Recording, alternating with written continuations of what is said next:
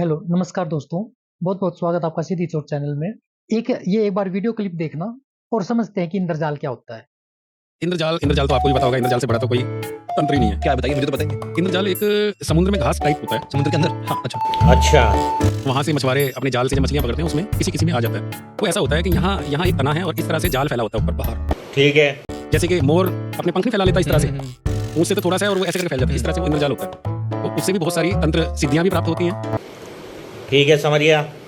और उससे तंत्र कार्य भी किए जाते हैं इंद्रजाल से। अगर इंद्रजाल का एक थोड़ा-सा टुकड़ा तोड़ के अपने ताबीज़ में भर के गले में डाल लें, जो आजकल परेशानियाँ लोगों को इतनी हैं कि बहुत ही ज़्यादा परेशानियाँ हो रही हैं, तो वो परेशानियाँ बिल्कुल समाप्त हो जाती हैं। और किसी को रात को नींद नहीं आ रही है, कोई डिप्रेशन में ज़्यादा जा रहा है, बस वो चीज़ डालने की देर है, सब कुछ ठीक हो जाएगा। बाकी इंद्रजाल ओरिजिनल होना चाहिए।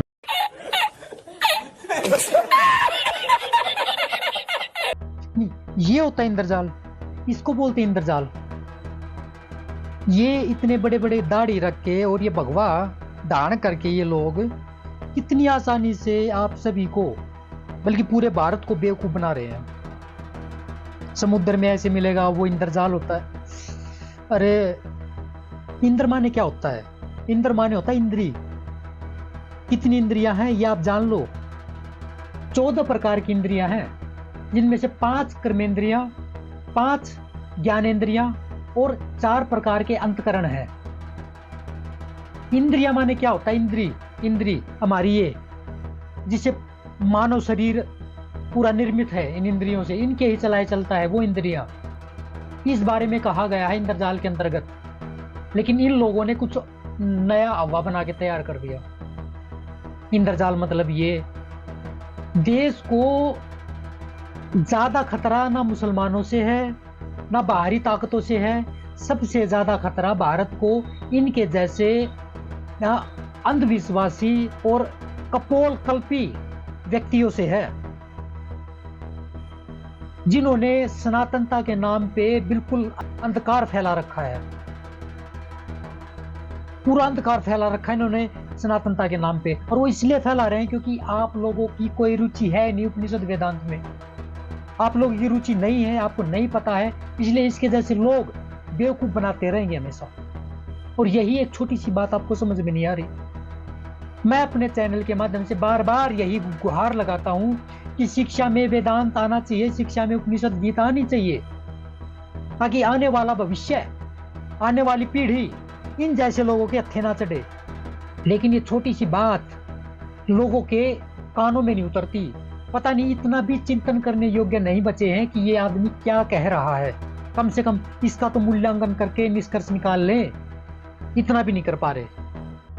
और ऐसे न जाने कितने लोग भरे पड़े हैं यहाँ पे, जो पता नहीं कौन सा जादू टोटका और न जाने काली मिर्च, हरी मिर्च, चौराहे पे ये कर दो, वो कर दो, कान में बांध लो, हाथ में बांध लो, काला धागा यहाँ नहीं होना चाहिए, पैर में नहीं, हाथों में होना चाहिए।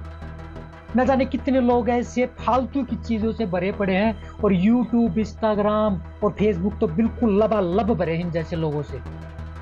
और पॉडकास्ट होते हैं इनके बाकायदा कि आइए हमें बताइए, सिर्फ और सिर्फ किस चीज के लिए?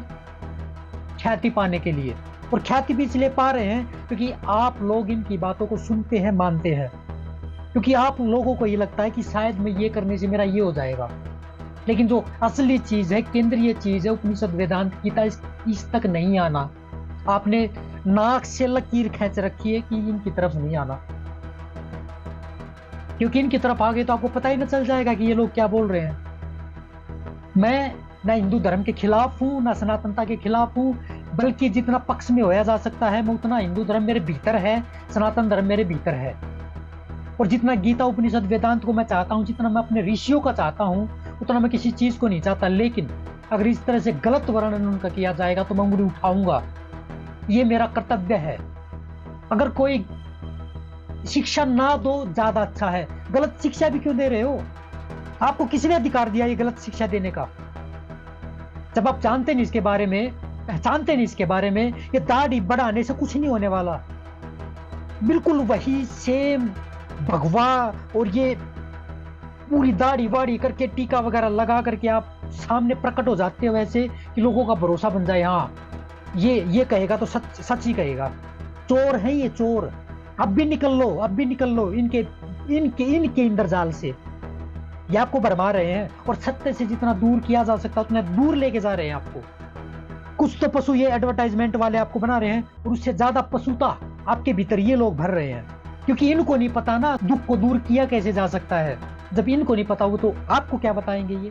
और गुस्सा मेरा इसीलिए है कि इसके जैसे लोगों को पूरा भारत सुनता है। यही है वो चोर जो सनातन धर्म को नीचे नीचे खोखला कर रहे हैं। मैं इनसे बचने की कह रहा हूं, ये लोग हैं, इनसे बच जाओ। सनातन धर्म, हिंदू धर्म हमारी शिक्षा के उसमें ले आओ इसको। जब वेदांत अपने आप शिक्षा में आएगा तो बच्चों को पता चल जाएगा। गीता के श्लोक आएंगे, एग्जाम में आएंगे, उनको पढ़ा जाएगा, एग्जाम दिया जाएगा, बच्चे समझ जाएंगे इसको। कौन कह रहा है एकदम से इनको गीता पढ़वा दो, लेकिन एक समय होता है जहां से गीता शुरू होनी ही चाहिए। इस ढंग से, इस तरीके से उनको वेदांतों की तरफ, गीता की तरफ लेकर के जाना है। वहीं से मनन चिंतन पैदा होगा। ऐसे लोगों को सुन के कभी मनन चिंतन पैदा हो ही नहीं सकता, होगा ही नहीं। सभी से मेरा ये अनुरोध है कि आप ऐसे लोगों का जितना हो सकता है बहिष्कार करें।